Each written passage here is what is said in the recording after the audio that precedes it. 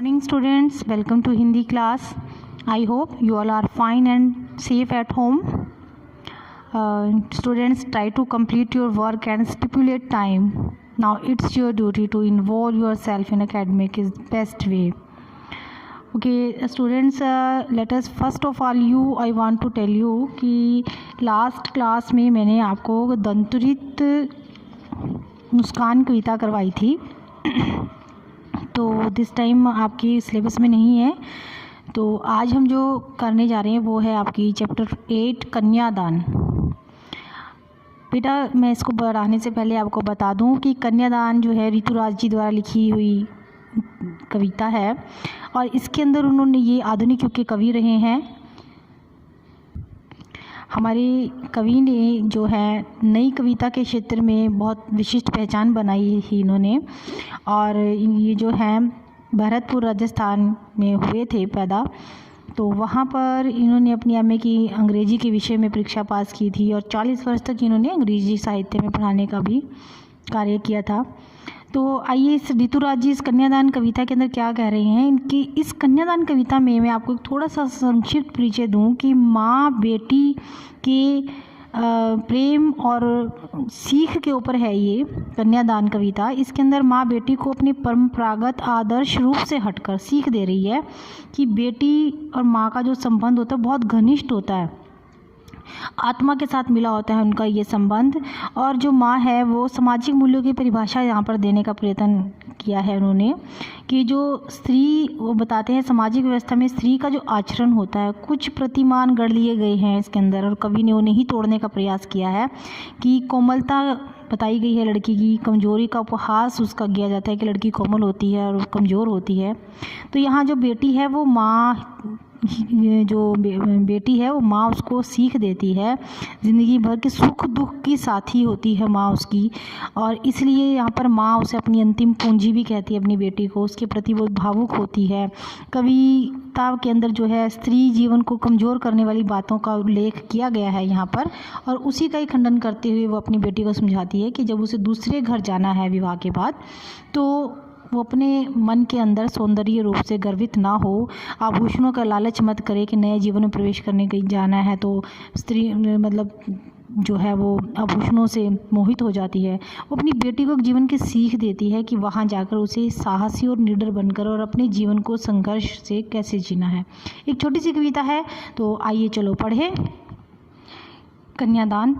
कितना प्रामाणिक था उसका दुख लड़की को दान में देते वक्त, जैसे वही उसकी अंतिम पूंजी हो।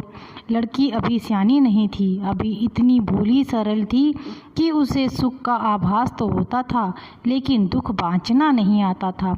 पाठिका थी वह धुंधले प्रकाश की, कुछ तुकों और कुछ लयबद्ध पंक्तियों की। बाँचना यानी पढ़ना, लयबद्ध यानी एक ही कतार में। अब यहाँ देखो कवि क्या कहता है पहली ही पंक्ति में, कितना प्रामाणिक था उसका दुख लड़की को दान में देते वक्त। अब यहाँ कवि कहता है जब लड़की की विदाई होती है उससे पहले कन्यादान के समय माँ के दुख को बताते हुए कह रहा है कि माँ ने जो दुख अपने जीवन में उठाए हैं लड़की को दान में देते वक्त जैसे वही उसकी अंतिम पूंजी हो के बारे में बता रही है। जीवन में उठाए हैं वे सब प्रमाण हैं उसके, माँ ने जो जीवन में दुख सहे हैं वो एक उसका जीवन का प्रमाण है कि स्त्री जीवन के कुछ आचरण के नियम होते हैं, स्त्री को नियमों का पालन भी करना पड़ता है। वो कन्यादान के समय अपनी बेटी को ही अपनी अंतिम पूंजी के समान किसी और को दे रही होती है।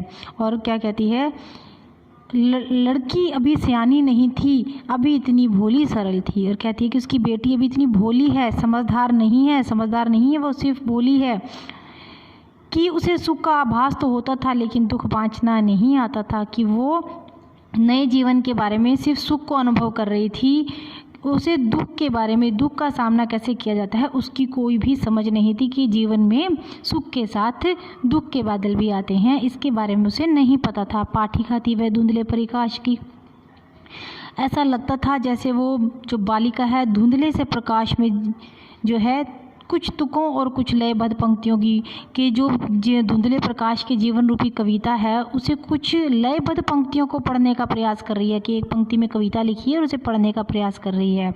भाव क्या बता रहा है कि जीवन के सामान्य ज्ञान को माँ अपने अनुभवों के आधार पर अपनी बेटी को दे रही है और वो अपनी बेटी के उस भावात्मक रूप से जुड़ी हुई है। देखो बेटा, यहाँ पर वो यही समझाने की कोशिश करिए कि बेटी तू भोली है, तू जीवन की सच्चाई से अवगत नहीं है जहाँ तू जा रही है ससुराल में, इसलिए मैं तुझे उन बातों से अवगत करा रही हूँ। तू मेरी जन्म की पूरे जीवन की पूंजी है। जीवन की सच्चाई पहचानने के लिए वो उसे कहती है। माँ ने कहा, पानी में झांक कर अपने चेहरे पर मत रीझना। आग रोटियां सेकने के लिए है, जलने के लिए नहीं। वस्त्र और आभूषण शाब्दिक भ्रमों की तरह बंधन है स्त्री जीवन के। आभूषण यानी गहने, शाब्दिक भ्रम यानी सिर्फ हमारे ख्याल, सपने। बंधन है स्त्री जीवन के। माँ ने कहा, लड़की होना पर लड़की जैसी दिखाई मत देना। देखो बेटा, इस कविता में बहुत बड़ी बात कही गई है, बहुत बड़ी शिक्षा दी है एक माँ ने अपनी बेटी को कि कन्यादान के समय जब माँ बेटी को शिक्षा देती है और क्या कह रही है कि पानी में झांक कर अपने चेहरे पर मत रेशना, कि मतलब पानी में तुम अपने चेहरे की सुंदरता को देखती रहना, देखकर खुश मत होना कि मैं बहुत सुंदर हूँ, सब लोग मुझे सुंदर सुंदर कहकर बिठाएंगे और आदर सम्मान करेंगे। और क्या कहती है कि तुम उससे बचकर रहना, इस सुंदरता की बड़ाई से बचकर रहना। आग रोटियां सेकने के लिए है, जलने के लिए नहीं। इन पंक्तियों में बहुत गहरा अर्थ है। वो कहती है कि तुम अपनी सुंदरता के निहारने और गहने आभूषणों के लालच में मत फंसना, मत डूब जाना, क्योंकि ससुराल में जाकर हर तरह की परिस्थितियों का सामना करना पड़ेगा तुम्हें। वहाँ पर सिर्फ सुंदरता की ही बात नहीं होगी, वहाँ पर अब वो से क्या कह रही है कि अगर रोटियां सेकने के लिए हैं, अगर तुम वहाँ पर काम करिए, रोटियां सेकने के लिए होती हैं, ये नहीं कि वहाँ की परिस्थितियों का सामना ना कर पाओ, तो जलने के लिए। यहाँ पर इस बात की संज्ञा की गई है कि कई लड़कियाँ पर अपनी परिस्थितियों का सामना नहीं कर पाती और अपनी आत्महत्या कर लेती हैं। तो वो कहते हैं कि कभी भी अपनी जीवन की परिस्थितियों से जो है तुम मत भागना, डरना मत। और क्या कहती है, वस्त्र और आभूषण शाब्दिक भ्रमरों की तरह। अब वो देखो यहाँ समझा रही है अपनी बेटी को कि बेटी, शादी के बाद वस्त्र और आभूषण स्त्री को भ्रम में डालते हैं। उसे यही लगता है कि जीवन भर बस श्रृंगार और गहने, सुंदर वस्त्र, इनको पहनकर वो सभी परिवार वालों को मुग्ध कर लेगी, परंतु ये जीवन के बंधन हैं। स्त्री के पैरों में ये बहुत बड़ी बेड़ी है, लालच है, इसे दूर रहना। और वो क्या कहती है, अब माँ कहती है कि तुम लड़की होना मगर लड़की जैसी मत दिखाई देना, वहाँ पर जैसे दिखाई मत देना, क्योंकि वो कहने का मतलब ये है उसका कि वहाँ पर तुम डरपोक और दब्बू बन के मत रहना, साहसी और निडर भी बनना ज़रूरी है। अगर तुम वहाँ पर मान और सम्मान सबको दे रही हो तो उसके साथ साथ अपना ध्यान भी रखना ज़रूरी है कि तुम्हें किसी प्रकार की कोई वहाँ पर कोई डराए या धमकाए नहीं। हाँ जी, इस कविता में अब समझ में आया कि माँ ने क्या कहा है, कि यही समझाया और कवि ने भी माँ के जरिए ये बात समझाई है कि समाज में लड़की को कोमल, कमज़ोर और सजावटी गुड़िया के रूप में लिया जाता है, परंतु तुम वहाँ पर ऐसी बनकर मत रहना। उनको अपनी बुद्धि का प्रयोग करना, अपने आप को साहसी और निडर समझना कि वहाँ जाकर उनकी परिस्थितियों का उस समय में कैसे उसे आपको।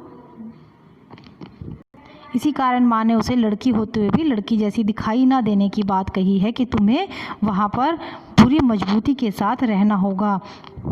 हाँ, जीवन में सुंदरता को महत्वपूर्ण नहीं है। बेटी को बताती है कि सौंदर्य के स्थान पर मानवीय मूल्यों को महत्व देना है, यही जीवन का सच्चा और असली अर्थ है, कड़वा सत्य है। सौंदर्य परिजने के स्थान पर यथार्थ का सामना करना है। तो अब देखा, ये थी हमारी कविता जिसके अंदर एक अच्छी शिक्षा समाज के लिए दी गई है कि लड़कियों को सिर्फ वस्त्रों और आभूषणों से ही मोह नहीं रखना चाहिए, उन्हें भी अपने आप को स्ट्रॉन्ग बनाना होगा।